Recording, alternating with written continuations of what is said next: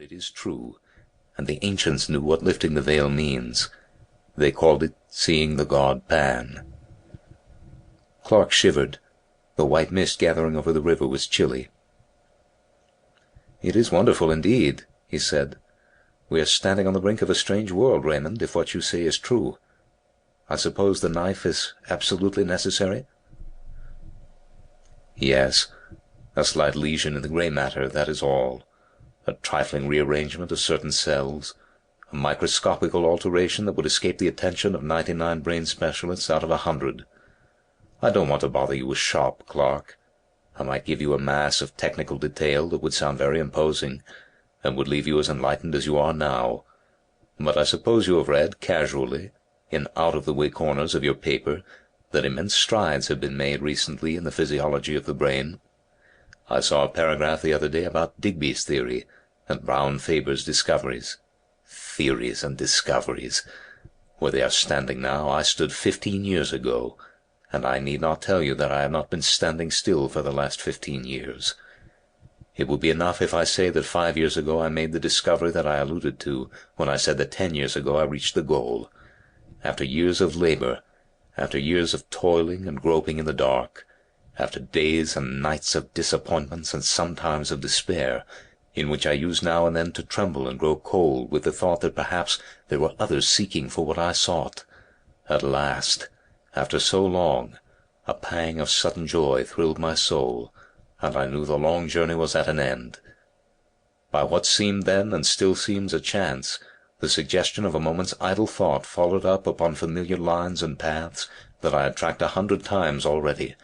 The great truth burst upon me, and I saw, mapped out in lines of sight, a whole world, a sphere unknown, continents and islands, and great oceans in which no ship has sailed, to my belief, since a man first lifted up his eyes and beheld the sun, and the stars of heaven, and the quiet earth beneath. You will think this all high-flown language, Clark, but it is hard to be literal. And yet, I do not know whether what I am hinting at cannot be set forth in plain and lonely terms. For instance, this world of ours is pretty well girded now with the telegraph wires and cables. Thought, with something less than the speed of thought, flashes from sunrise to sunset, from north to south, across the floods and the desert places. Suppose that an electrician of today were suddenly to perceive that he and his friends have merely been playing with pebbles and mistaking them for the foundations of the world.